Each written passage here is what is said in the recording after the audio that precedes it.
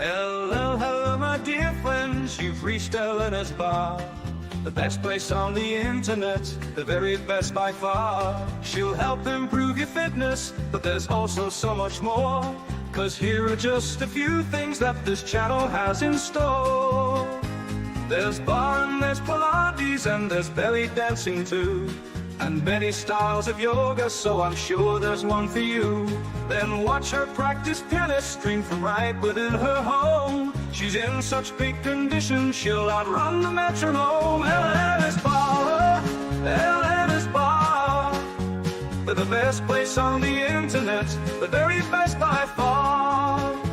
It's not just the piano, but the ukulele too. The guitar and violin are even more that she can do. She does so many different things, it's hard not to lose track. I nearly didn't mention that she posts on her Substack. Elena's Bar, Elena's Bar. The best place on the internet, the very best by far. Yet controversial topics may be brought up for discussion, but try not to provoke her or she'll swear at you in Russian. And sometimes certain topics can make quite a big impression. So remember, you take part at your own risk and your discretion. Elena's Bar, Elena's Bar. The best place on the internet, the very best by far. You might even meet Anitta if you're quite a loyal fan. She's got a fixed male cat, but she's so desperate for a man. We've really got it all, then you couldn't ask for more. So sit right back and watch Elena shave a 3 or 4. Elena's Bar, Elena's Bar. The best place on the internet, the very best by far.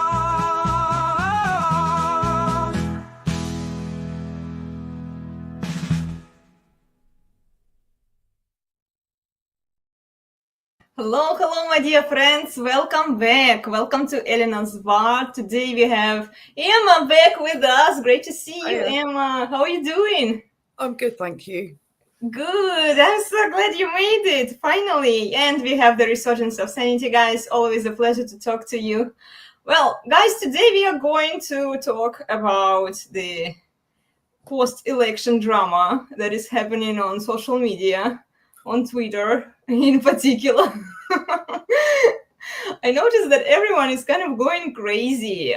I saw so many posts about how, oh, sisterhood lost.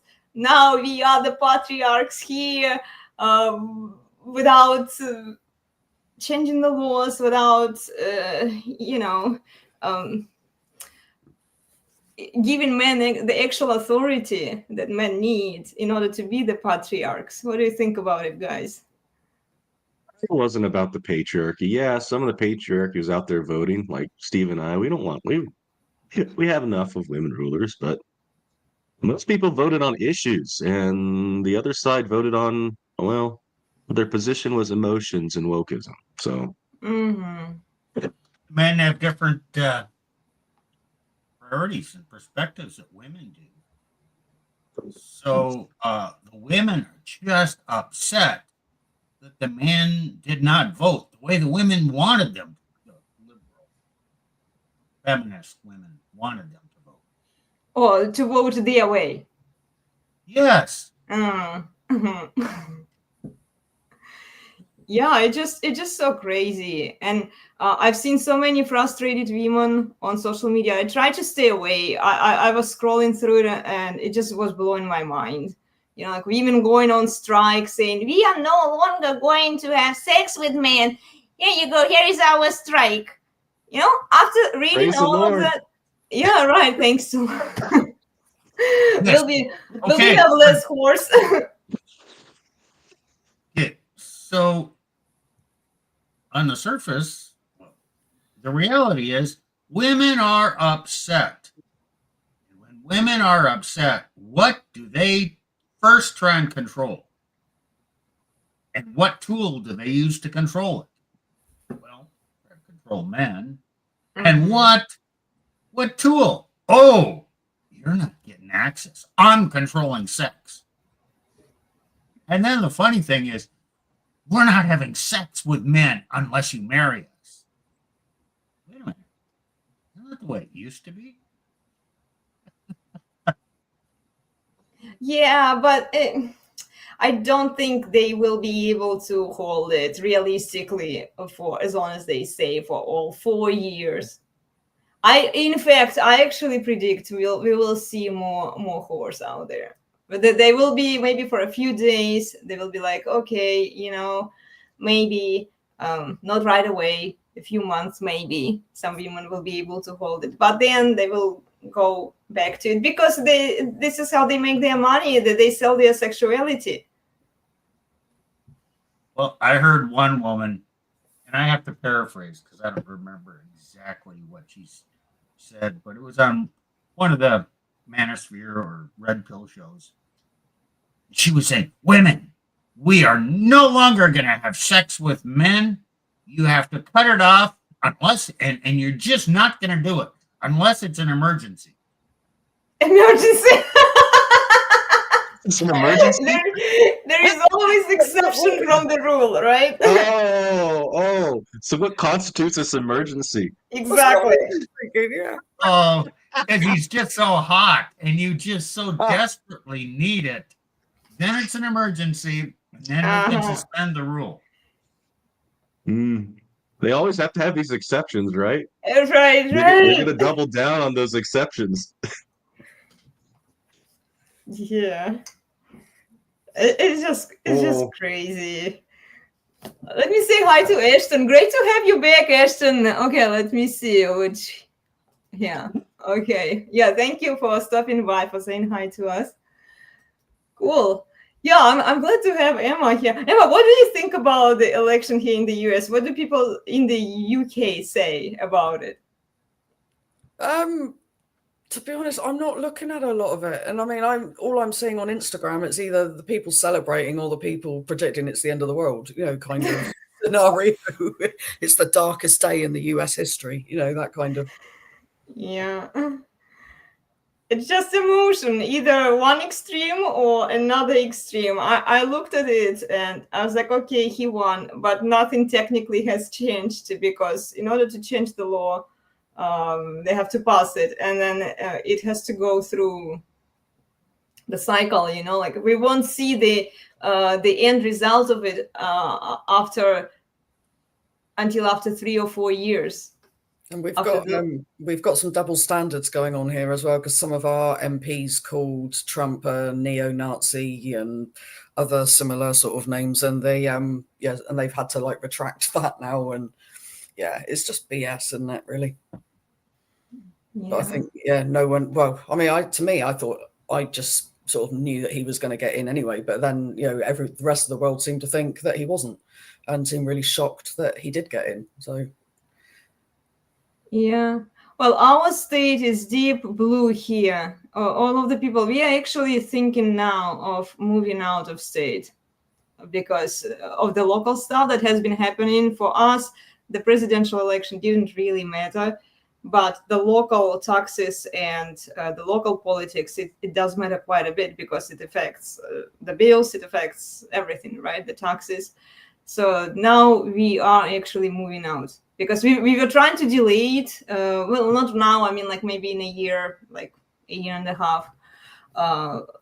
We were trying to delay it. We don't really want to move out because we like this state. We like the climate. We like the people, the neighborhood, and I really like the gym where I teach. And but it's becoming so unfriendly. So there are a lot of people moving into the state that are voting for the same crazy stuff, and in 2021 during the COVID times, and my husband was watching the census statistics, how many people did move out of here, and there were so many, and they moved into the red states.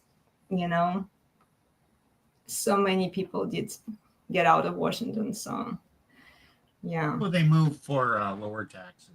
Yeah. And the smart people move early because they know it's only going to get worse. Yeah, Steve, there is a sound issue with your microphone. Could you please bring it closer? There. Yeah. How about that? So much Boomer better. moment. Thank you. Yeah. Yeah, well, you know what? If my sound is bad, yeah, go ahead and remind me. Oh, probably I don't have the mic in the right spot. Yeah, well, it's okay. Yeah, so definitely Ashton is here. She's also in Washington. She says Seattle and Olympia are controlling cities of Washington state. Mm. You know, there are some rural areas that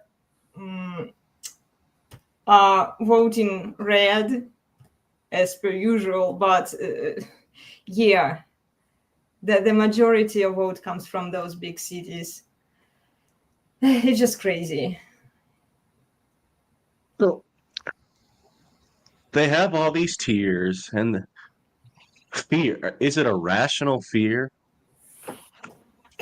No. No, the patriarchy's taking over. I don't think Trump fits that bill at all, besides the fact that he's just a man.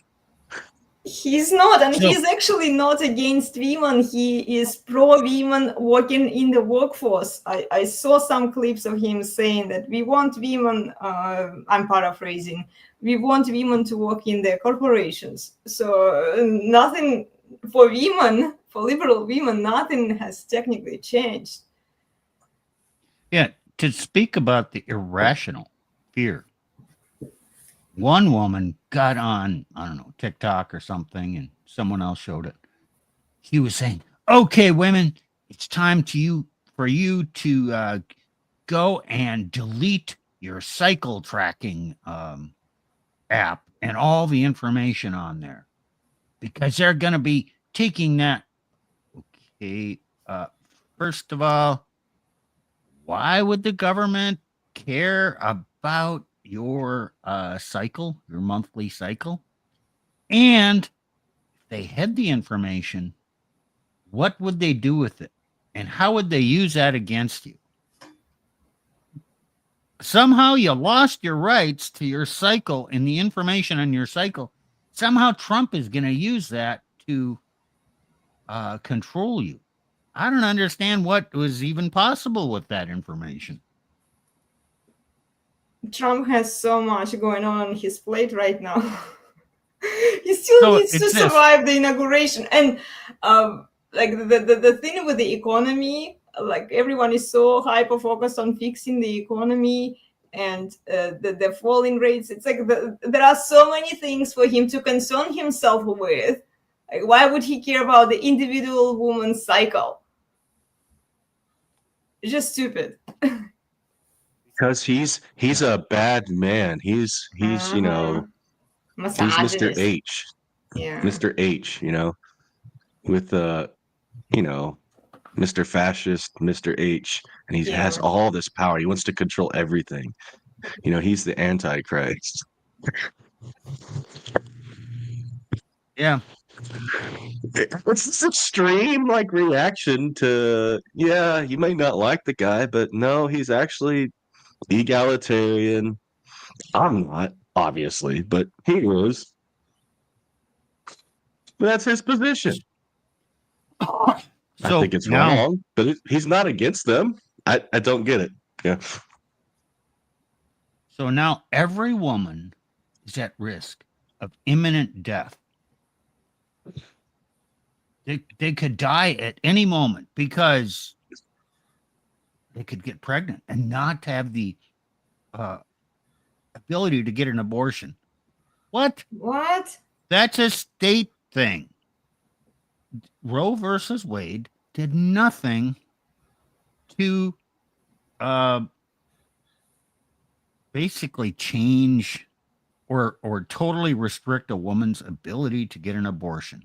Oh, you mean like women will have to think rationally now whom they will spread their legs with so they don't get pregnant?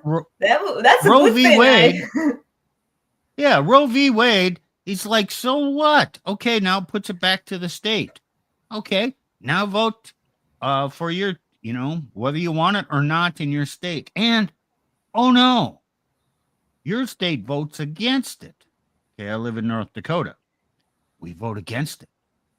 Well, it's in the law.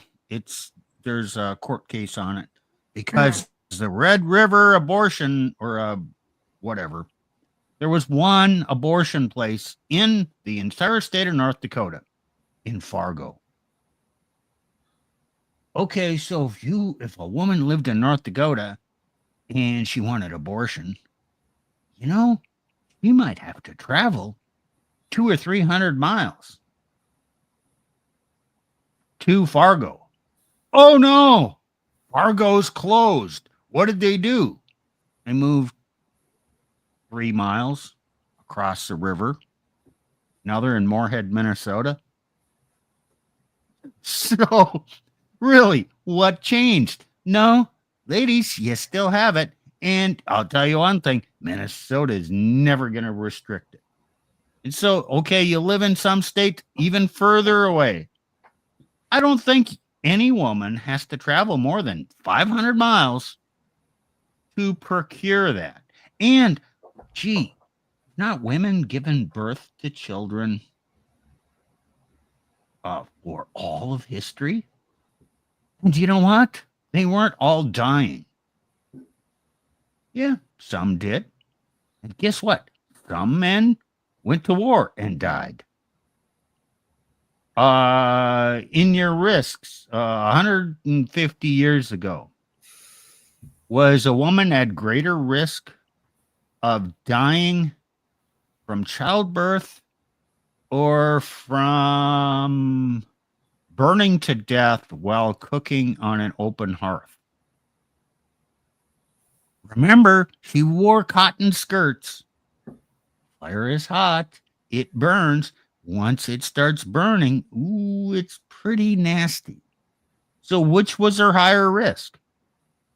Okay, well, obviously, I'm geeking out here using reason and logic. Well, can I add something? Sorry, go on. Yeah, go ahead. No, I'm done. Just being devil's advocate, like, are they not referring to people dying because they're banned because they'll turn to backstreet abortions? So therefore, the risk. I don't think so. Sorry, that's how. I mean, that's I don't think they're thinking that far. I think they're just saying, I will be forced to carry this baby that may put my entire life at risk, and I might die because I'm carrying the baby. Because no one even. Go ahead, Nick. And so their response is, nope, we're closing our legs. And I'm like, and people have a problem with that?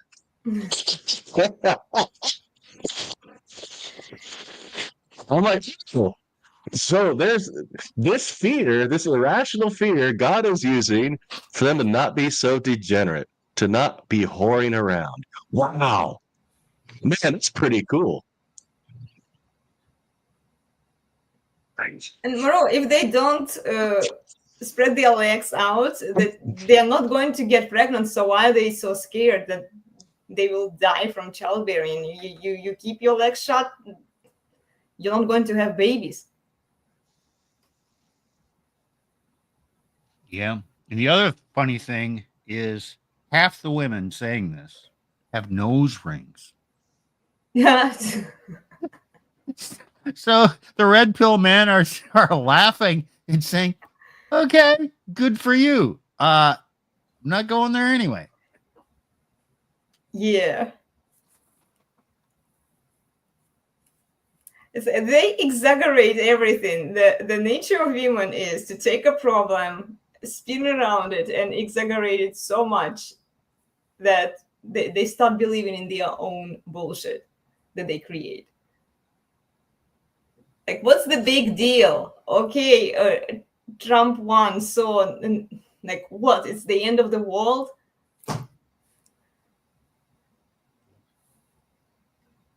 Yes, Apparently. it is the end of the world.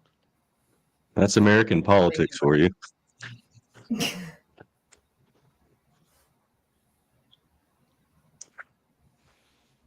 Yeah. Send them to China or to other countries just for a difference. Yeah, here we think like one side's like the The best person ever, the other side's, the worst person ever. There's no balance of thought, no rational thinking. Well, there might be some rational thinking, but you portray your opponent in the worst possible light. Well, it's because they don't know any better. They were raised with this kind of idea that one candidate is perfect, another one is bad. They haven't seen anything else. This is why I'm saying send them to a third country. Send them to Africa or to like some poor country that doesn't have all of the technology, that doesn't have all of the amenities that US has. Let them live through it.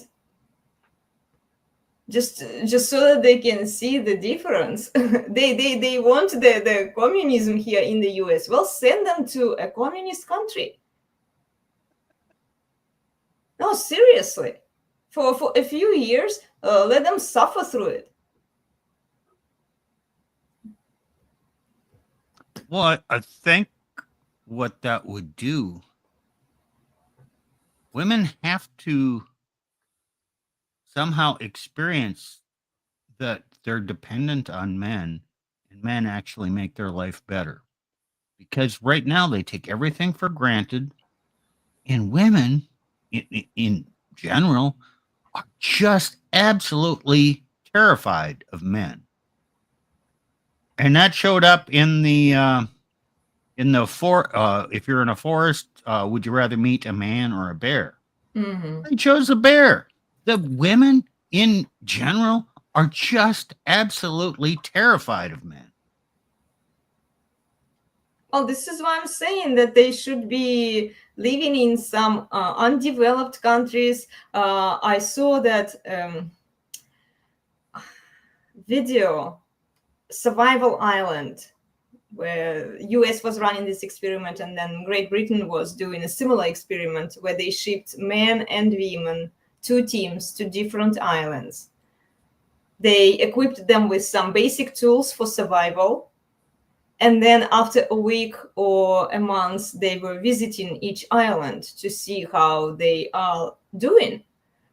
And then women were in such a desperate condition when they came over to visit them, and they had to send a couple of men from the male island. So they took like 3 guys. There were different experiments with different men. I might be confusing, but the concept is that they had to send a couple of men to save these women, because instead of finding the shelter, instead of finding the water, women went, the first thing they did, they went swimming and entertaining themselves and taking pictures and videos. It was like, guys, go watch these videos. It was like an episode of 40 minutes or so. I didn't watch it completely. I just started watching it, and then I just couldn't, because they were just goofing off. And there were a few women with a medical degree who could potentially lead these women, but because women don't respect hierarchy, they can't say that, oh, this woman is smarter than me, maybe I should listen to her advice, maybe I should follow her. No, they know what's best for them. So when that lady was trying to tell them, okay, ladies, we need to do this, we need to find this and that, she was trying to think more logically. What did other women do? Oh, we shit on her. And then they came to that realization that, oh, you know what, we'd better do this because it's getting late, and what are we going to eat?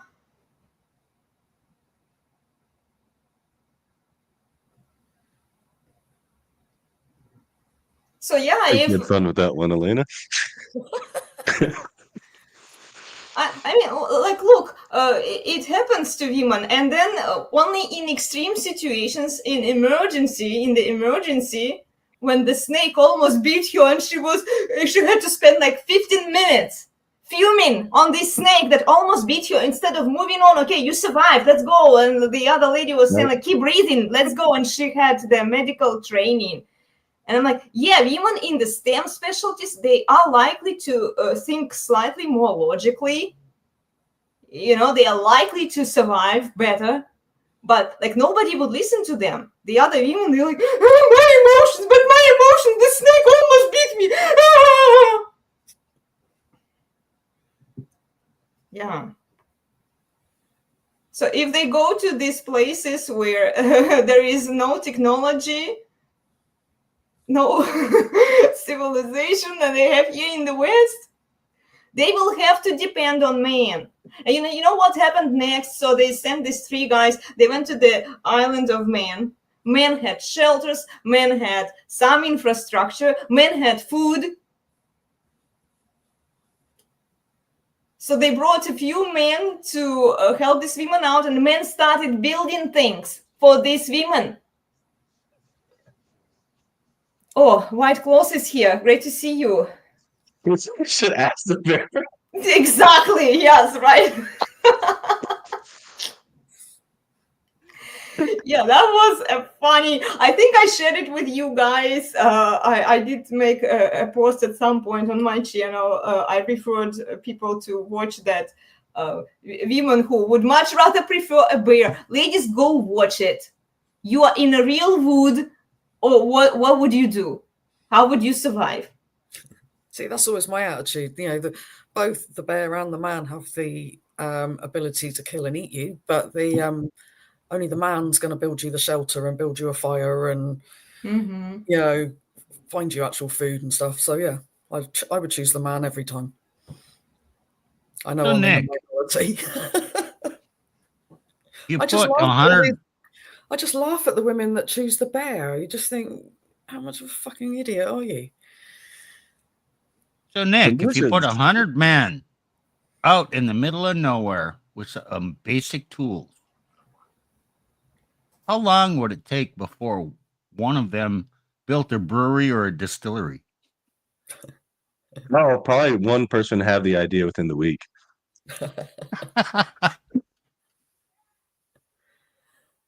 See, men Well, have especially if they have a hierarchy. background in that, if they have any idea and they know they might be stuck there, you know, hey, what's one universal that's in human history? Alcohol. Yeah. You know what I noticed also? I didn't watch that part for men, but men were delegating the duties. They were saying like, okay, I can do this, you do this, and they were running with it, and they were listening to each other because they have this hierarchy. They have respect for the order. Women, no respect, nothing. And even in the Genesis, it says so. Like, there are rules, women will find ways to violate these rules. And then we have all of the problems coming out of that. Because women can't follow rules. They will always find the exceptions. Even with this sex strike. Well, in the case of emergency, you know, you can spread your legs. Okay, Glass in case of emergency. She has no food, right? What else is left for her to do? Oh, no, it's the case of emergency. I need to spread my legs.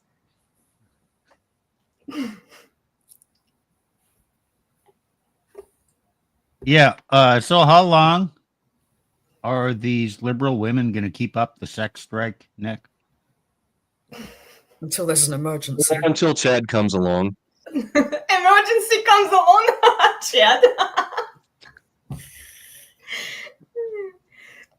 I don't think they're still going to swipe right on Chad. That's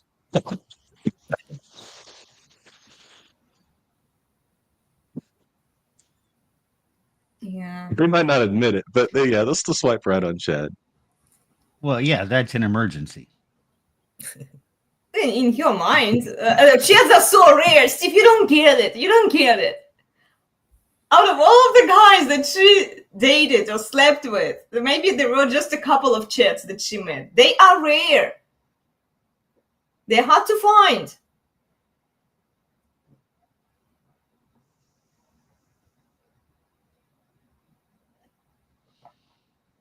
Oh, Of course, it's an emergency for her.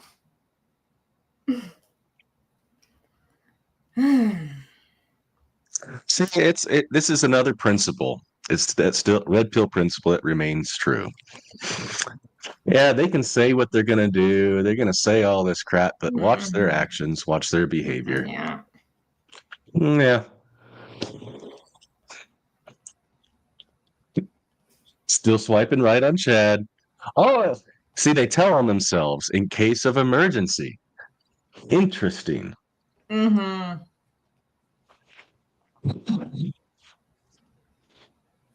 And what's an emergency in a woman's mind? Anything she wants to do.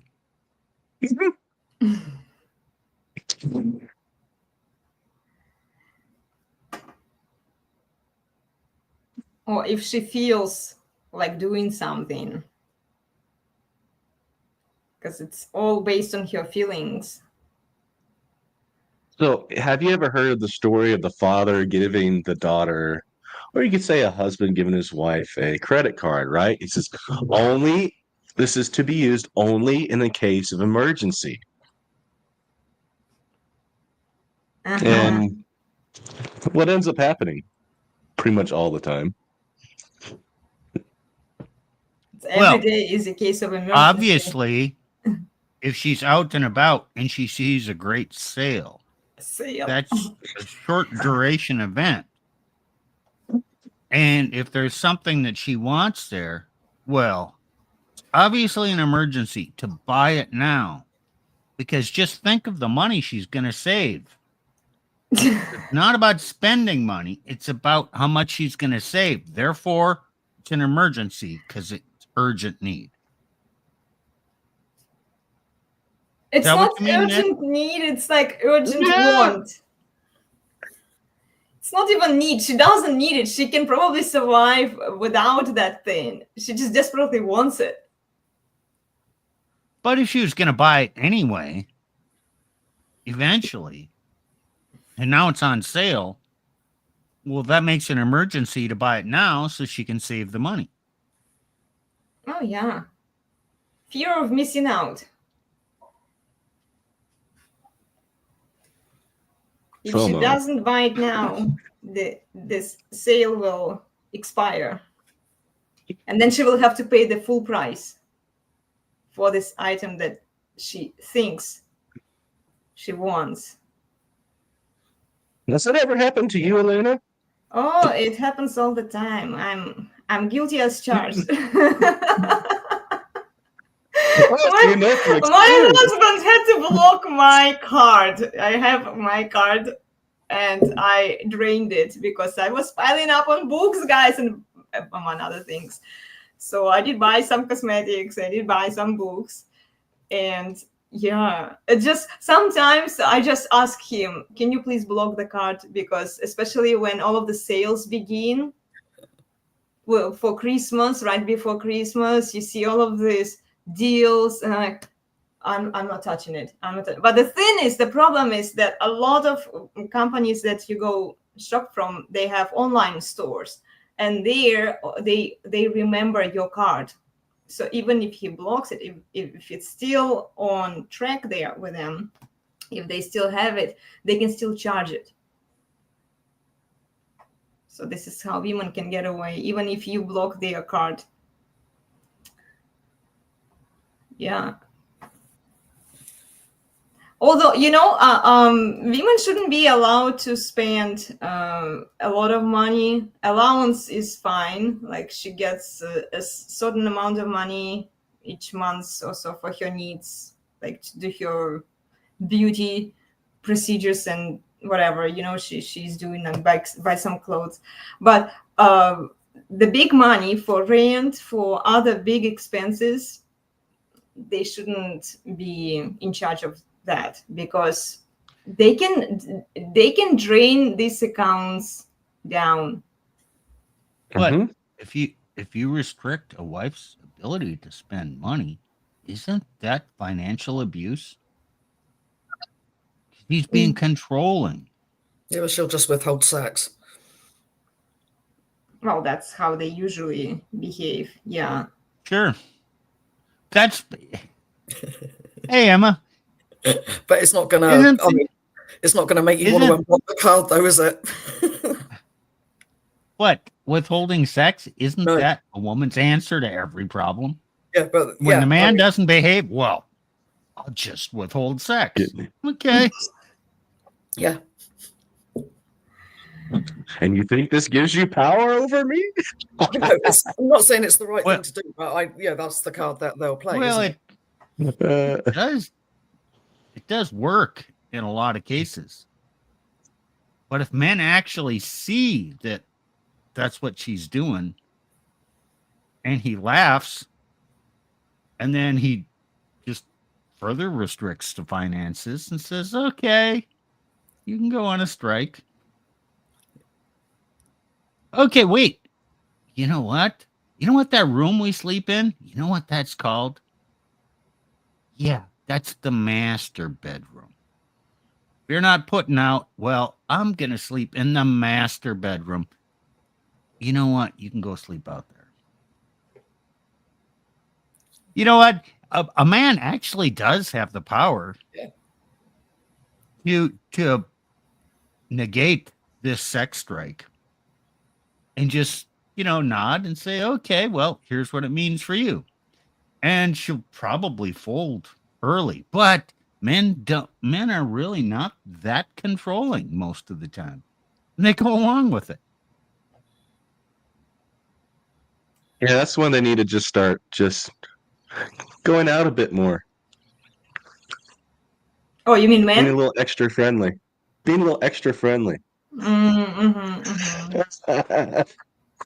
What? All of a sudden, you that advocating? competition anxiety will pop back in. Are you talking about dread game here? Yes. But as a Christian, that's just evil. Men aren't supposed to do that.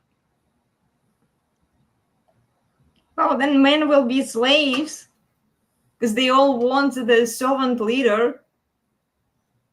Like women are so well placed in church today.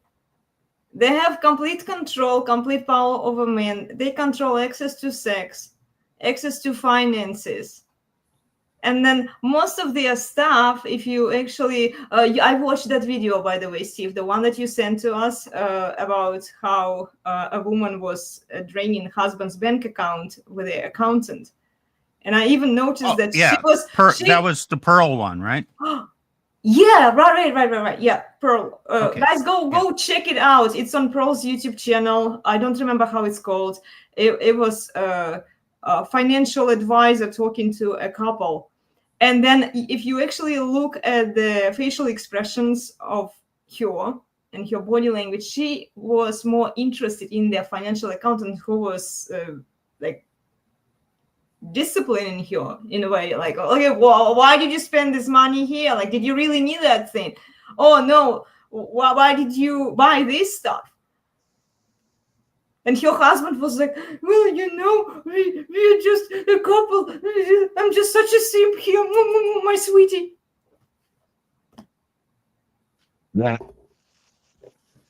Yeah, and the husband, he was such a simp. Mm-hmm. He'd complain about things, but then he wouldn't do anything about it. And then he'd still put her in charge of the finances. And then he didn't really want to do anything about it. And then he said, well, gee, what can I do? And she kind of said the same thing. Well, yeah, he complains. And then, what can he do about it? I can still do what I want. There were no consequences. Yeah.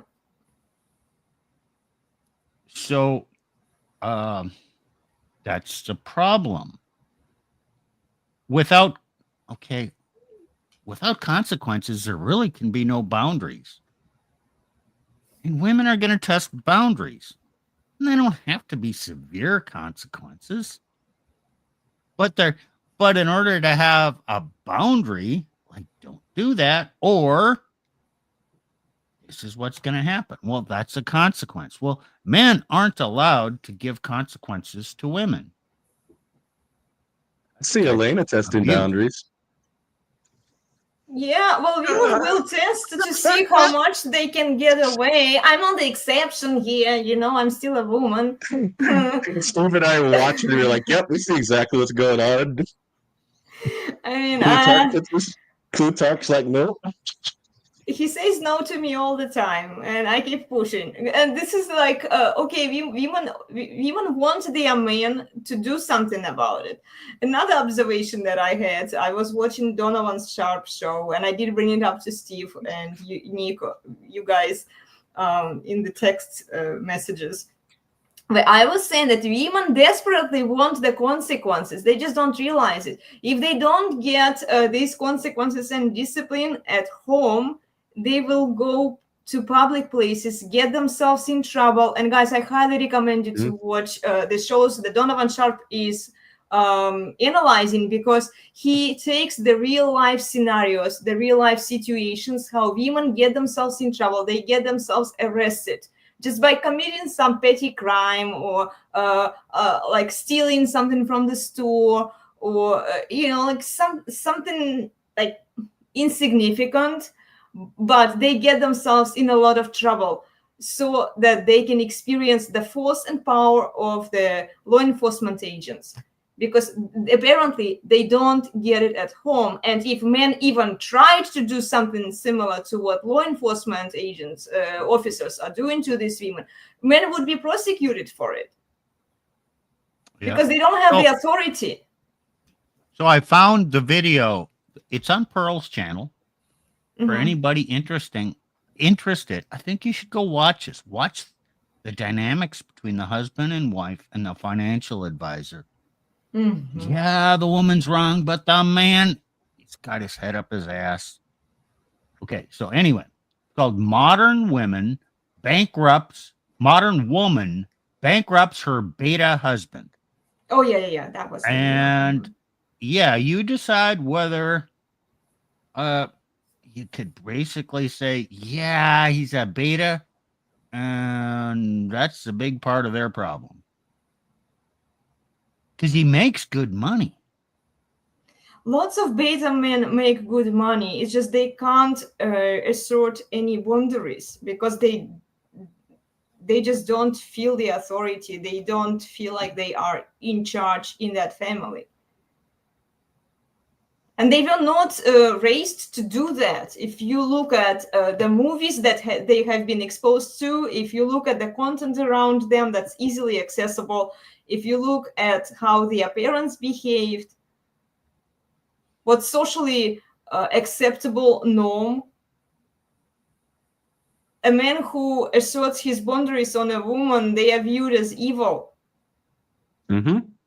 By the society. A woman might appreciate it. I always look at Rachel Wilson and Andrew Wilson, how much criticism Andrew gets just because he's not scared to discipline his wife in some public places or even online. And it's just crazy. Yeah, like well, it's just the when you say discipline, he's just makes the decisions. And she supports him. There's nothing at all coercive or abusive or anything of the type that you see in their relationship. It's just that he makes the decisions and he's responsible for those, and he's a competent guy, and gee, it works out. So yeah, did Rachel start out that way? Well, maybe she had an inclination in that direction, but she's had to learn, no, I just have to trust him over time. And every woman has to learn that. It's not just flipping a switch and now, she becomes a doormat and trusts him in everything. That doesn't happen that way. I mean, she's always going to talk about it. And these libtard women say, wow, you're just not even going to mention it? The man said nothing of the sort. A good wife, a man is always going to seek the advice or counsel of his wife. Yep. She does get to voice her opinion. Maybe not every time, but he is going to seek her, and he's going to bounce ideas off of her, get her input, and then he makes a decision. So did she get a say in it? Yeah. Well, she got to voice No, her concerns, but she doesn't get a share of power in the decision making. So well, what? Guess what? If it goes wrong, who's responsible? exactly. It comes down to the responsibility. If a man takes the decision, even if he consults his woman, he's still wearing the 100% of responsibility. I talk to my husband too. We talk about different topics, especially red pill related topics, and he often it doesn't look like as if he's consulting me, because honestly he doesn't really need my advice or anything. He is incredibly intelligent and he can come to certain conclusions by himself, but it's just a good conversation. And then I know that if he takes certain decisions, he will be in charge of those decisions. He will be responsible for them.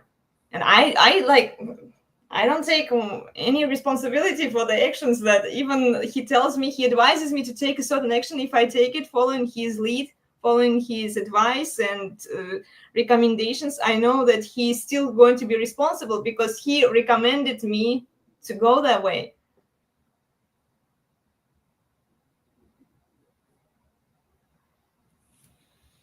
So you're trusting his leadership, you're trusting his wisdom, you're in his frame. And he's not going to blame you for following his frame,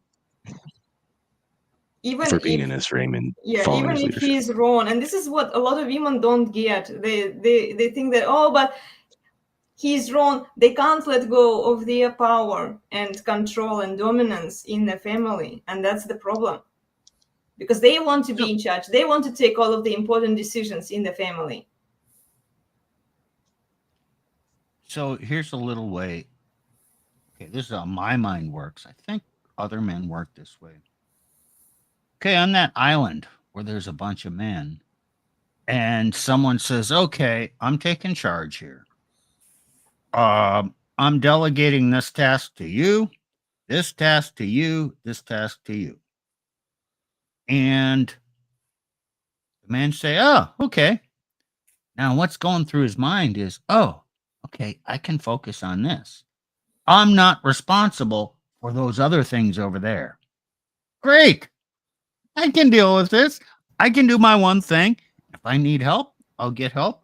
But if I can accomplish this and the project goes to shit or someone else fucks up, hey, not my fault. I did my part. So it's a in the hierarchy and assigning of tasks, a man knows he's not responsible.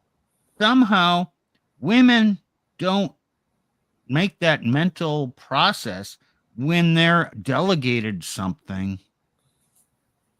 They see it as I don't know how they see it, but they don't realize that, oh, gee, I'm not responsible for the big picture. I'm only responsible for my little task. Maybe it's because they're never responsible for anything.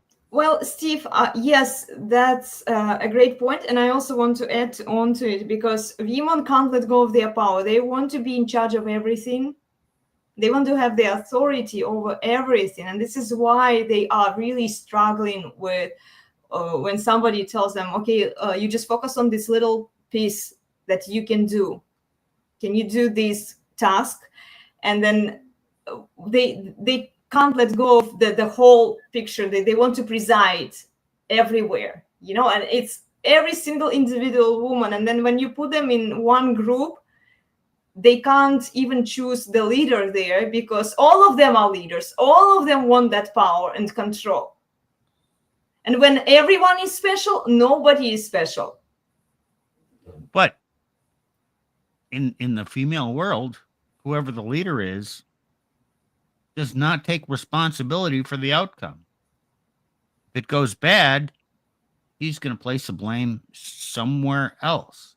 So there's a quest, theoretically, all females, okay, I'm making a generality here. There's probably exceptions.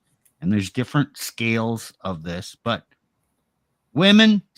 a woman seeks a position of authority. She can be the boss, but if it goes wrong, accountability is not a factor in her mind. She doesn't recognize that if she accepts the leadership role. Whereas men, there's a lot of capable men who choose not to be the leader because, yeah, I could do that, but I don't want to be responsible for everything. I'll let somebody else do it. I don't want the responsibility. Right, Nick? Well, I would But say sometimes that there's nobody else. Sometimes there's nobody else, though, and you look around and like, I guess I'm gonna have to do it. I would say that I would give the benefit of doubt to those women who are in STEM specialties, because they tend to be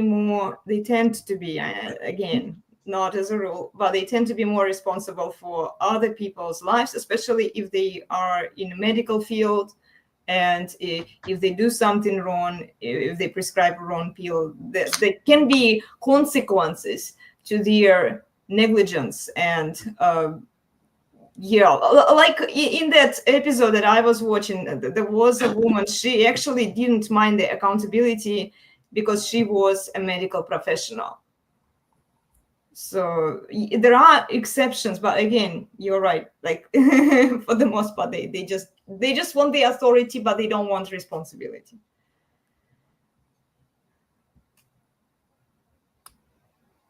Yeah, and I think, just to build on what Nick said, the best leaders are the ones who reluctantly accept the leadership role. They say, I really don't want it. But I look around and there's nobody else that can do it. So it's my duty to do it because I do want it to succeed. But if there was somebody else who would take charge, I'd be fine with that. And typically, the men who say, yes, I'm in charge, I know what to do, and they seek that leadership position, they're not really good leaders. Would you agree, Nick? Yep. They're usually power hungry. They're not there for the people under them. They're not there for the group. They're there for their own image and themselves. That's a true narcissist. Well, And you tend to have a lot of that in leadership. Now, just saying that, I mean, there's not every man's a narcissist, not every woman's a BPD, but there's some shared traits across the spectrum, but for women and for men, but not everybody's a clinical case. So. Well, and more women today are actually inclined to behave like narcissists or BPD, thanks to social media, to the external validation that they constantly get. Our society encourages that cluster B behavior. well, our society does, but it's also based on women being inclined to more emotional thinking and men being inclined to more rational thinking. So the cluster B, and yeah, I mean, it's just more emotional. And the reason I say that is because facts don't matter. And it's my truth, your truth, and my feelings trump your facts. So it's a kind of there is no boundary or check and balance on someone with that mentality. Well, women are not used to using facts and reality to govern or put a control over what they choose to believe or feel. Feelings exist in spite of all reality. Well, I think the problem with this society is that it accentuates the feelings. it made feelings this great thing that everyone should be following their heart, their feelings, their emotions. If before we had the order, we had the patriarchy, right, where it doesn't matter what your feelings were, they were facts, and people were following the facts. They were following more rational type of thinking, like more masculine male thinking versus female emotionalism. Now you look at men, even men behave like women, even men emote.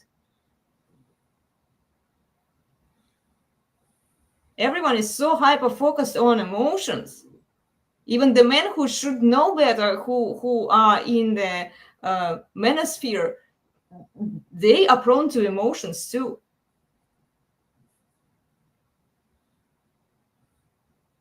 Sure they are. I mean, it's just human nature. They make the same mistakes, just like the best woman. Still a woman, and she's going to be inclined to female-like behavior. When they say, nay, Walt, not all women are like that. Oh, bullshit. Mm-hmm. All women are like that. Maybe not to the same extent, but the woman who stands up and says, well, I'm a rational woman, and I don't behave that way. Yeah, you still do. Just maybe at a lesser frequency degree or extent. Yeah, and she also might have a husband who says no to her, who helps her control her emotions. Because men restrain women, and if a woman says that she's more rational than other women, and she might be actually more rational. Well, where'd she go? She'll come back. Oh, there she is. So Her camera overheats. My camera overheats very often. well, what I was going to say is emotion. You have to remember, emotions are not bad. Emotions are not bad. They must be regulated. However, they must match the occasion. They must They can't erase rational thinking. There's a time for anger. There's a time for sadness. You see in the Bible, elders, the godly men of the generation, weeping, sackcloth and ashes. You see them being struck with anger for something that was very wrong. There's a time for that, but it's based. It's not emotions gone amok. There's basis for their emotions. They're regulated. Yeah, if women acted more like men, that wouldn't be great. I don't want that. I might think I want it sometimes, but I don't realize what that would entail. So, no, that's not the answer. Women are going to be women. What? It can be a gift to a woman to understand her emotions and let her feel the emotions. Put some boundaries on what she does with those emotions and the decision she might make in the emotional state. You can't negate or tell a woman not to feel, but she might need some help governing, dare I say, controlling her emotions. Because mitigating or managing. Yeah, because a woman's emotions, does she enjoy all these out of control emotions? Not really. In many cases, not really. But she seems powerless to change or affect her emotions. So she needs some assistance in putting some boundaries on those emotions and helping her get back to a less emotional state. So if men learn how to do that with patience and benevolence, but asserting his dominance, that can actually be a gift. Doing this is kind of an art form. And I'm not saying I'm good at that. I just recognize the concept. Let's put it that way. I recognize the concept, but I struggle putting this into action.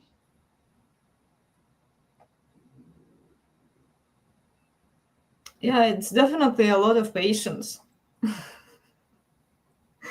Because sometimes, and even they don't understand how much trouble they are. They really don't. They were told that they were perfect. They were doing everything the right way. It's always somebody else's fault. They don't acknowledge that men have to go through hell to do what men are doing. Even by helping her to mitigate her emotions. So back to the election. Women are fearful and they're shedding tears. They're throwing hissy fits and tantrums. They're very, very emotional. But it's the progressive liberal women. They got no boundaries on their emotions. No checks and balances to say, nope, that's too far. No one to somehow ground them and bring them back into reality. They keep spiraling because there's no hierarchy. There's no boundaries.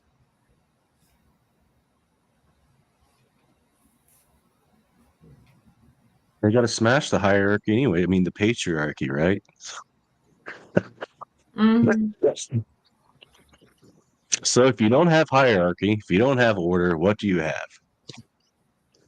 Chaos. Chaos. Yeah. And so their emotions are a bunch of chaos. Go figure.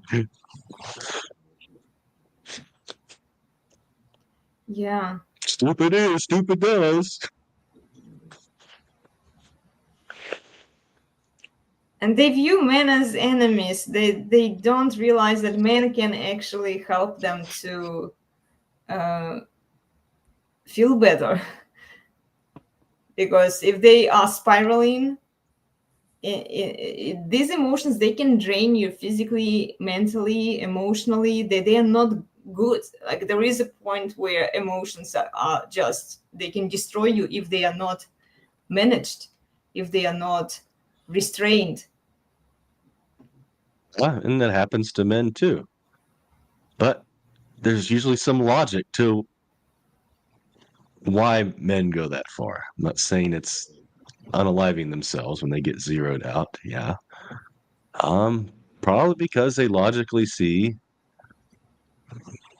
perhaps wrongly at times, but they're putting together a logical picture and it's an emotional reaction to their whole world being shattered. And they have to start over, or perhaps they're too old and they think they can't start over. So it's still an emotional reaction, but it's an emotional reaction based on They just express it a lot of differently. truth, but there might be some twisted truth in there. Yeah, they just express it differently. If women they have the social media, they can put semi-naked clothes on and go viral on social media for crying. A man, if he is troubled, if he has been zeroed out, like he has nothing else left, and even some friends turn their backs on him, like let's say his wife, she took the kids away from him, and then the assets that he was building his entire life, and he saw that they had a perfect family together, and then he has to start over. He, like, having friends, this is why having masculine friends by your side is so crucial for men, because all of the institutions are against men today. This is why I was laughing at the phrase when somebody said, yeah, sisterhood lost, the patriarchs are here.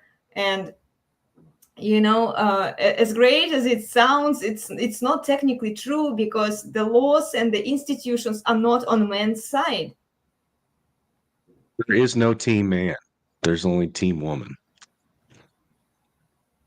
That Steve said.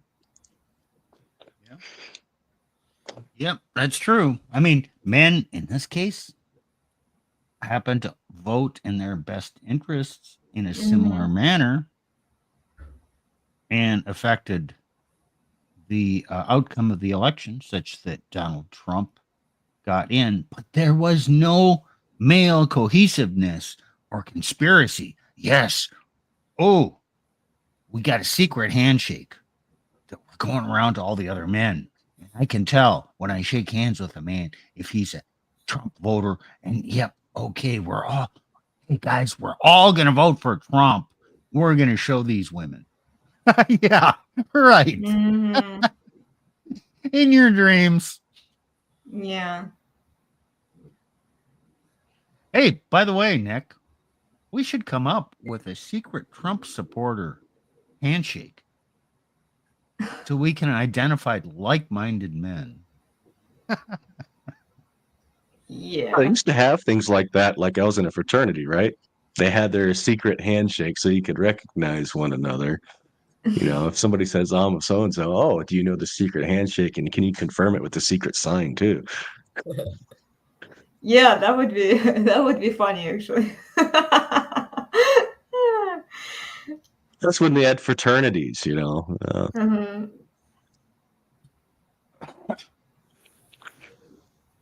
Yeah. Just there is so much work. I just see in the red pill we have so much work ahead of us, and we haven't even started. I mean, like, some of us have been doing it, right?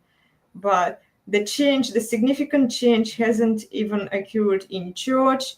And I tell you that media also is an institution that has been deeply infiltrated by feminism, feminist propaganda. We've analyzed content with Eamma and other members of yoga community.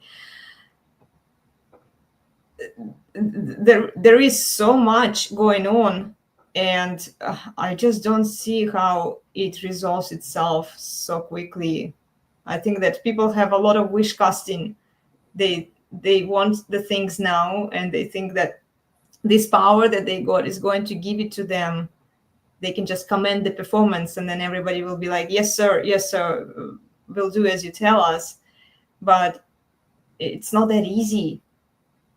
I mean, look how long it took you, Nick, to get the message in the church, and even then they kicked you out.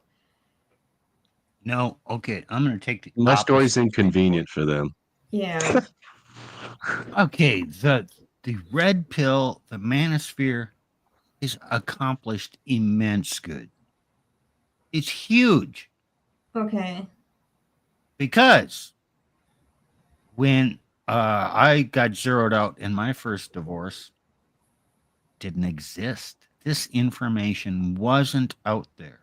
Okay. The behavior, the general behavior of women is not out there. There weren't channels on YouTube talking about, oh, this is my experiences, different men saying the same thing. There wasn't a wealth of knowledge about, yeah, this is what happens to you in divorce. But when Nick got divorced, okay, he experienced a lot of the same emotions and fears. Mm-hmm. I was already somewhat connected to red pill. But he was already in, and we had a place for him to talk him through it, and a place where he could come in and, hey, Nick, great. Glad to see you. Oh, that's your story? Okay, yep, I understand. And that is huge. That's huge because there's a place for men to go. And now a lot of men are sharing information, and we are affecting society on the fringe, but there's a place to go for answers, and it's not hard to find. So over the last 15 years, it's huge. The amount of progress we've made in 15 years is huge. No, we are not going to change the world. We're going to be out here with our voice, and those that are motivated to hear what we have to say will hear it. And those who go through difficult times will come and, okay, I'm going to learn some more about this. And they're going to resist it. No, this can't be true. Maybe it is. Oh, are those guys telling me what to do? Are they kind of open, and are they willing to help me? You know, it's you win people one person at a time. So yeah, we're not going to change the world, but I think this is a phenomenal place, and it's very necessary. And I think Yeah. we're helping a lot of families, mainly men. We're helping men. Because unfortunately, you can't really advise women, don't do that. That's stupid. Nah, they're not going to listen. Yeah. It's just, I think that we could execute more boundaries on women, even in the red pill. But it's just my thought, and you know what I think about promoting promiscuous women, because they see no boundaries anywhere, even in the red pill. This is why I'm saying that they have infiltrated the red pill. Oh, we have a comment here from White Klaus. That is true. Many men have been lost or deleted, but some have been saved by your info and learning they are not alone. So true. Yeah. It's just every time I see promiscuous women getting away with their BS, getting what they want, and they want attention, clout. So yeah, they are bringing awareness about female nature, but they are also promoting these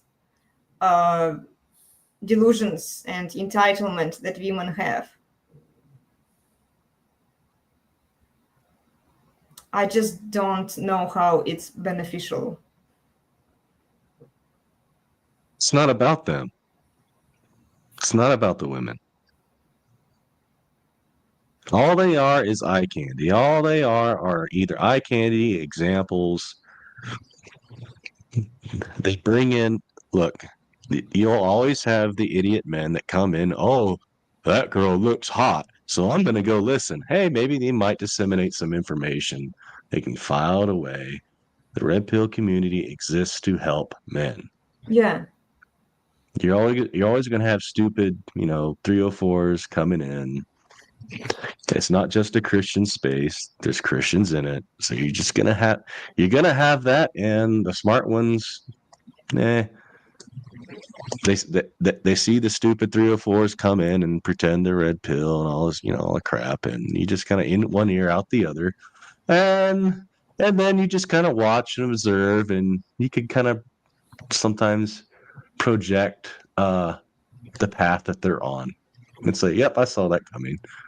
So would you say that the big panel shows with these 304s are for starters, like men who want to find the information, they go watch these popular shows, and then if they want to go deeper into some topics, they find other channels like Apis or like other content creators who. Yes. Okay. Because it shows the common nature of unclaimed women. Okay, they're kind of feral. Mm-hmm. She's unclaimed. Unclaimed also probably means undisciplined. Oh yeah. Either grew up without a father or with a weak father. And they all they're out of control.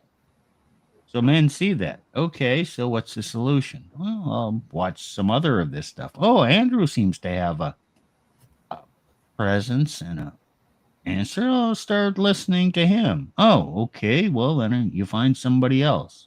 Mm-hmm. So The answer to this is you can't save women. Yeah.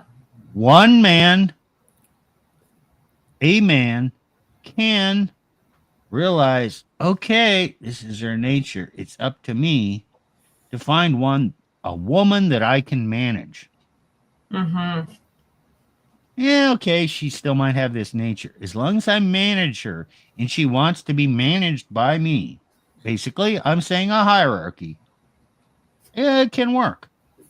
Yeah. So you got to start. Okay, you cannot. Can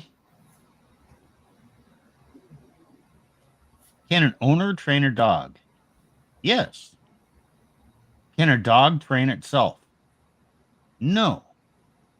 Now, I'm not trying to say that women are dogs, but there's a hierarchy here. And it takes authority in a hierarchy, in a structure, Yeah. get order. And you let your dogs run wild in the backyard and no one's in control. What are they going to do? Who knows?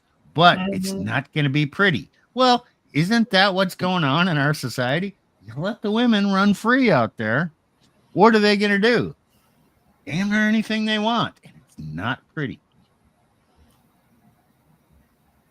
And the thing is, until women realize that their life would be better off when men are in charge, when men have the authority, they are not going to do anything. They will keep doubling down on their delusions.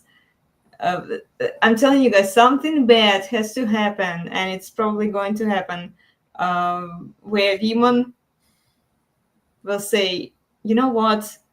We are tired of this freedom of choice. We no longer want it.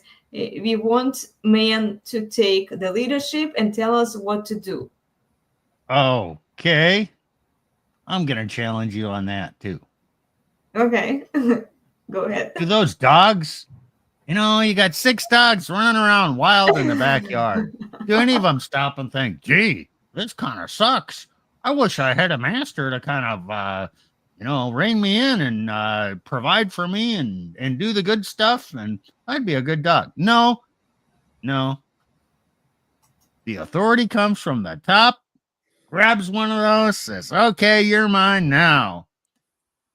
You're going to do this, but that dog actually loves his situation and is very attentive. And, oh, this is so great. I'm being loved. And somebody, my master's paying attention to me. The dog didn't decide in that situation. And women are not going to consciously decide to get into the hierarchy. They're just going to be, you got to keep them from going too wild so they can be selected, claimed, and put under a man, and the man loves them and provides some boundaries, and then they just get that starry-eyed look and, this is a great place to be. I feel safe and wonderful. And no, it wasn't a conscious decision. So by trying to educate women to behave, I just think it's folly. Yeah, now, thank you, Eamma. Eamma, you haven't. Oh, she left. She left a comment. She had to go. Yeah. Oh, okay. I was gonna get her opinion on what I said. Yeah, well, she will be here next week, guys, so that we can keep talking. She said that she will be available this Saturday and next Saturday, so I'll try to get you on next time as well. And Steve, coming back to what you were saying, when there is extreme external factor that plays in effect, and let's say it changes women's lives, so women's lives become less comfortable, do you think that it will trigger them to change their attitude? Well, yeah, like a starving dog. It's going to seek food, shelter. So basically, in order for men to get their authority, we have to starve women. So that women want men to be in charge. We we don't have to do anything. Nor can we. And nor is it my intention that we do anything. Just let it go. Whatever happens, happens. Just like living in North Dakota. No storms happen. Yeah, Gee, but it can decline get is miserable. coming. Decline is coming anyway. Right. So I don't have to do anything. I'm not promoting the decline. I'm just saying, yeah, okay. What happens, happens. Yeah, probably inevitable. And when bad things happen, people change their behavior. Okay. Might be for the better, might be for the worse. It's not for me to control it. So until women are forced to change their attitude and behavior, they're not going to do it by their own will. That's true of men too. It's always true. So let me say it generally. People don't change until it's too painful not to change. Another way of saying it, people don't change. They just adapt. So true change is rare. And it comes at the point of extreme pain of some type. Situational pain. Oh, okay. Another way of saying it, you hit rock bottom. And until you hit rock bottom, you don't make the change. Okay, that's pain.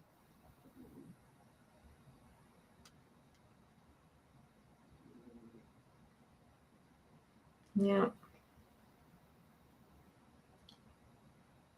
Well, until they start experiencing pain, I'm just wondering how many more men will be destroyed by women, and how many kids' lives It will will be continue, ruined. but some men are learning. Some men see this as like, I don't want anything to do with that. I saw it happen to my grandpa. I saw it happen to my friends. I saw it happen to my dad. So A lot of basically, men are checking out. They want nothing to do with these 304s except perhaps recreational use only, which I don't advocate. But that's what's happening. And so there's less women all want the Chad, and a lot of the good men that have rational minds, they realize the pool of good women is very low, and even then, there's no guarantee they won't get the shaft as well. yeah. Well, I And think so it's because men are checking also out. men are checking out because there is no support for them in the institutions that were supposed to take care of men. Look what happened in church. Church betrayed men. Now, where do men go? Men go to the red pill, where there is some support, where there is some information and exchange of notes and experiences among men, where men can get the knowledge of how to deal with the situations that they're experiencing. Yeah. So for men, there's a great pool of women. They're not worth the crap, but recreational use only, again, which I don't advocate. An extremely small amount of marriageable women. And there's a book called The Book of Numbers by Aaron Clary. You guys should read it. It's got the statistics. And, King Solomon said, not one among 1,000. He had 1,000 women. So not one good woman among 1,000. So I'm not saying it's always that statistic, but that can be a real experience for men. So what I'll notice, I predict a trend here, and it's already kind of happening in the red pill. We will see a lot more women getting into the red pill because women know where good men go. We will see Yes, a lot you're right. more women and promiscuous women, the rigid feminists. We already see them on big shows. They all want suddenly to be associated with the red pill. They all want to start a YouTube channel talking about the red pill topics without doing any research, any homework. They're just cloud chasing, guys. Be very careful with upcoming women who are getting into the red pill. I'm telling you, we will see a lot more of them. Yeah, And I because they're know gonna it. go where men are, decent men, or men who might have the skills or the competence or leadership ability to actually save them or provide. Let's just say it that way. Yeah, there's a lot of them in the manosphere, in the red pill world. And feel So yeah. the endless need for attention. Yeah, yeah. So, but I got a question for Nick. No, he just said Okay. twice. All these 304s that other men use for recreational use. Butchie doesn't advise that. But Nick, I understand that. But can I use one in an emergency?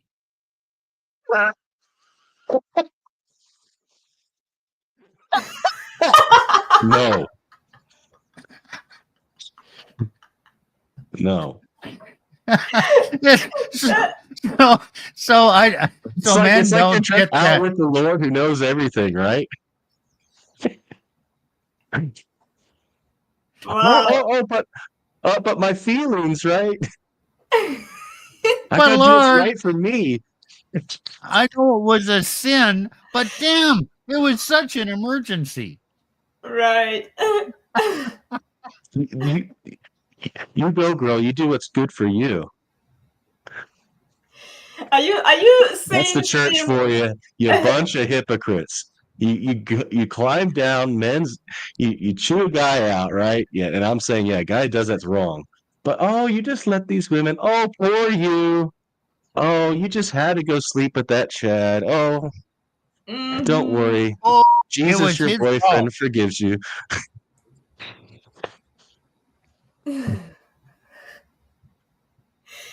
You had a question, Elena. Yeah, but you kind of interrupted me. It was a great question. It was so funny. I was just saying that yeah, guys, be careful with the women who getting clout and changing their narratives. Like if they were rigid feminists and now suddenly they decided to talk about red pill topics without actually doing the work. Women love to be on shows, like big panel shows. They will go there. I remember when I started watching Rolo's content, it was just me and another girl watching his content. And I was watching a lot of his videos. I was just like, I was reading his books. I was also in the chat there talking to some guys, and then, just to find out more. And there was only one other girl who was watching it. Now I bet there are more, and women don't actually want to learn stuff. They don't want to do the hard work. They just want to be on the show, and then they are associated by just them being there and doing nothing, just showing off their tits. So I think you're saying, Elena, that those women didn't change. They just adapted. They're going Worldwide. at, they adapted themselves to put on a new persona to come in the red pill to get attention by those men instead of the men that they used to get attention. They just changed. They put on a more traditional dress. They adapted. Now they're over here. They used to be over I there. wouldn't call it a more traditional dress, because the kind of chicks that go on these big panel shows are not the super traditional. I wish we could see more trad wives there, because at least trad wives, some of them are married, and we could have a solid conversation, a debate with them. Maybe Oh, there would be yeah, that higher happened. quality content. But all I see is tits and ass being exposed on big TV. That's all I Oh, see, guys. You know, the Christian women come on there. Yeah, When but Andrew Wilson is I on know. there, it's worse with the Christian women Oh yeah. because they're more deluded.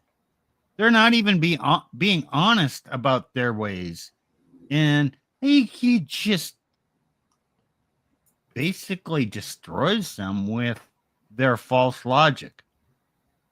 What do you say, Nick? Why are these Christian women on there? They like to do the, oh, I'm so moral and pure. Oh, Jesus loves me. He forgives me. And then he presses them. And a lot of times they're still raging feminists. They still have high body counts.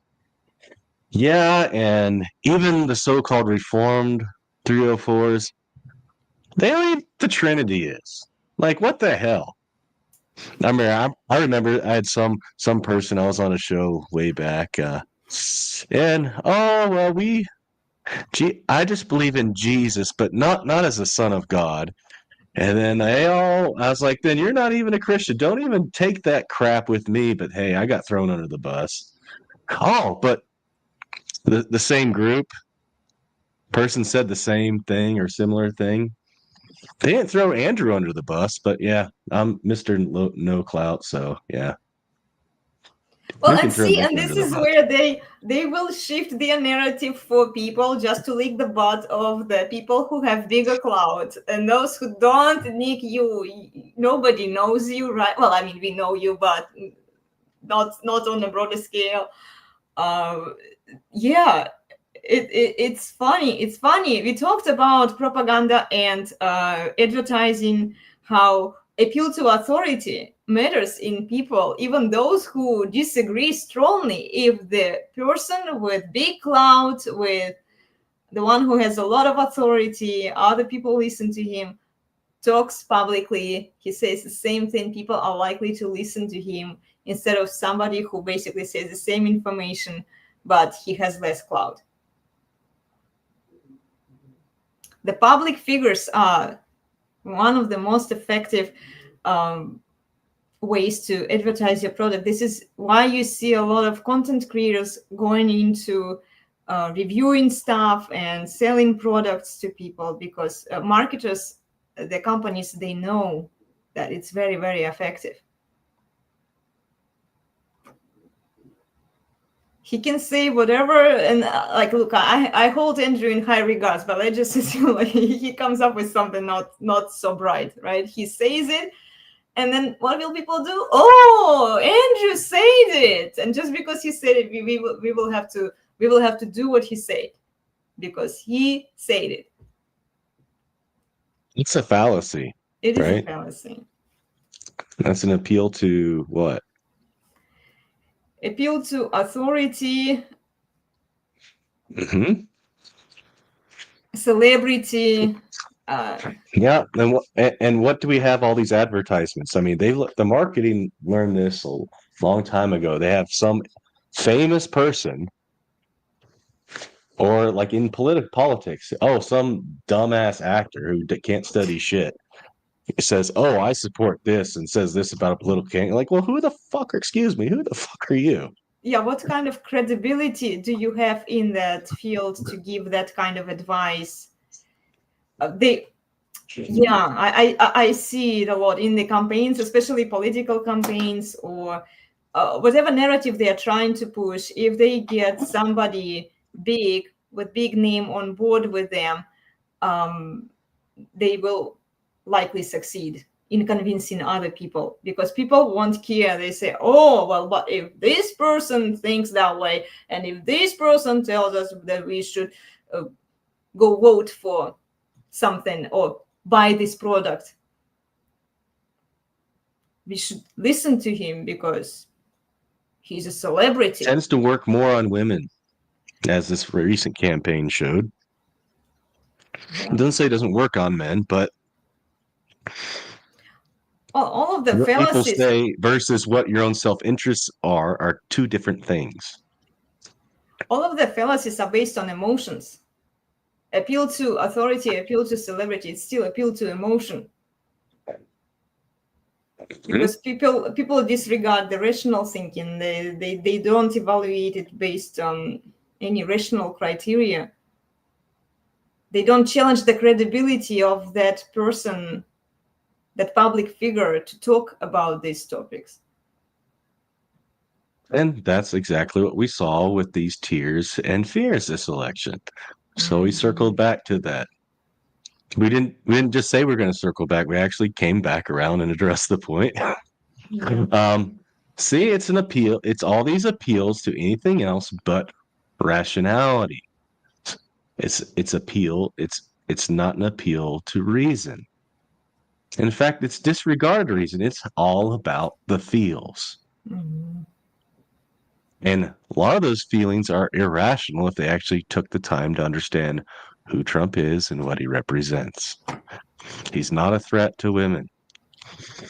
Even though he might say some mean things or, mean tweets. Okay, here's another thing.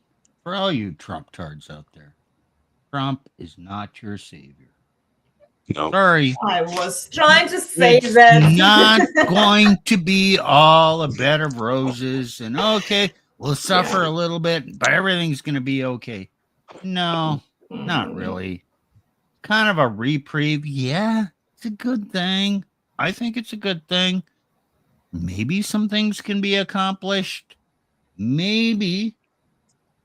This is an opening of men saying, okay, we're going to put up a boundary here. We're going to take charge. We're going to be more responsible. We're going to remove the illegal immigrants. Yeah, we support that. And we're going to take more of a leadership role with women or whatever. Maybe. But probably not. Things start out slowly. Yeah. And we got to see how this develops. But no, it doesn't dramatically change everything. It's not all sunshine and roses from here on out. No, it's not. He won't be able to prevent the decline. He will either, and you will probably have to talk to my husband about it because he has the analytics and data for you guys. The decline is unavoidable. He will either have to speed it up or slow it down. And just fixing the economy, and this is what people forget, fixing the economy is not going to fix the declining marriage rates and birth rates, because those two require the work with the institutions and laws. The laws have to change. The laws in favor of men. So the paternity DNA test should be mandatory, and the custody for kids going for men should be there as well. It would be a good start, but until that happens, I just don't know how it's going to be fixed.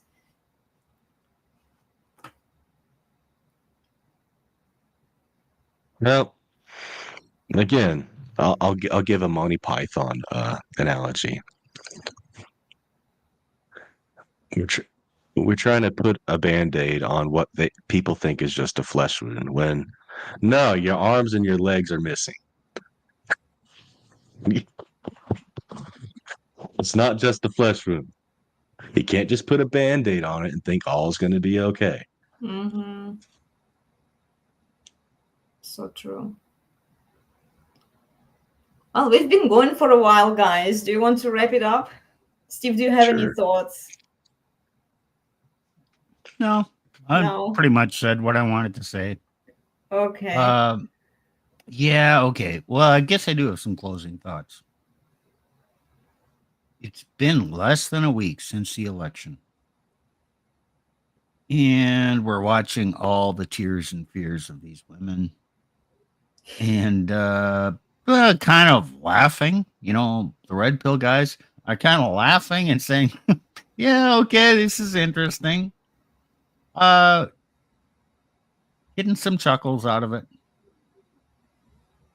But things are going to keep developing. And what are they going to do when their emotions come crashing down and reality sets in, and things don't change in the way they're fearing. What's the next development? I don't know. I really I don't. guess we'll But have it's to going to be see. interesting, and Yeah. it's going to play out over time. So keep tuned. Yeah, we'll have to see. I'll be watching, especially the Twitter. That thing imploded right after the election. My husband was actually telling me, and you guys were telling me, just stay out of it, stay out of it, don't stop scrolling. I was like, oh my gosh, people are just going crazy everywhere, everyone is emoting. Yeah, even the Trump supporters who think that he's a savior. There were a few people who almost said that he was God. They put him in the frame of God. Nick, have you seen those posts? No. Yeah, it's just Okay. more blasphemy. Okay, another thing. A Yiddish word came to mind. I probably learned this on Saturday Night Live. Kvetching. You ever heard of that? No. What is it? KVETCH. Kvetch. Oh, kvetching. Aha. It's Yeah, a habitual complainer, or to complain incessantly and habitually. Oh, it's basically pissing and moaning or belly aching. You're kvetching. Oh, yeah. I know that one. And Okay. that's what's going on. Everybody's kvetching. Uh-huh. Yeah. So true. Yeah. Only time will show. But like those who know his background, who know what kind of person he is, they can kind of predict, but there might be a few things that he even won't be able to do. Probably. It's not that easy. Your first tell about what will change. Watch who Trump picks as his cabinet and his advisors. And that will give you a tell about where he's going. He's picking neocons and insiders. Probably nothing's going to happen. He's picking the likes of John Bolton. What was that? His security advisor? Yeah, more of the same. There are a group of people who want to get in underneath him to not see that things don't change. He's gonna, and there are people who are actually gonna make some changes,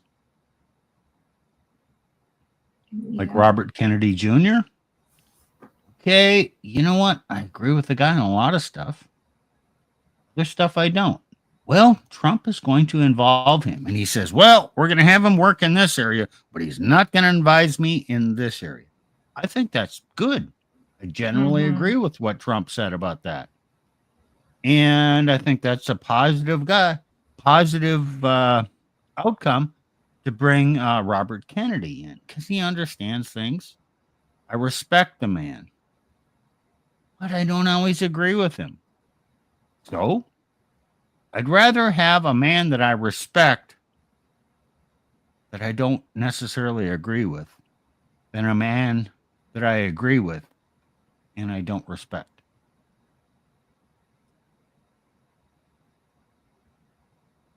So this is all going to play out. Be patient. Watch it. Watch us, because we'll probably comment on some of this stuff. Yeah, maybe more. And there are other people out here with the patience to actually go through and think about this and give you things to think about. They don't have to tell you what to think. They just need to basically go through it and analyze it. You can make up your own minds. Yeah. And I was just trying to add to what you were saying, Steve. You will probably comment on it more on your channel, The Resurgence of Sanity. And guys, let me share the schedule of our activities with you. So we have the deep dive conversations with me and The Resurgence of Sanity guys on Saturdays at 9:15 a.m. Pacific. Sometimes we have guests. If you'd like to debate us, please reach out. Okay, you can send an email to elenasby@gmail.com or DM me on Instagram. And then join me for the workouts from Monday through Friday at 9:15 a.m. Pacific. And then guys on The Resurgence of Sanity have 2 different shows for you. On Mondays, they are doing ETN, the exposing of narratives. And then on Wednesdays, they are doing the countercultural sexuality at 5:45 p.m. Pacific. So please subscribe to their YouTube channel. Join them. And we are done. Nick, any final thoughts or nothing? No. Okay, you said everything No, you I'm wanted good. to say. Okay, good. Yeah. Well, thank you guys. Yeah, tell us what you think about these topics in the comment section, please. We'll see you soon. Have a wonderful day, everyone, and thanks for watching. Take care, everyone. Bye.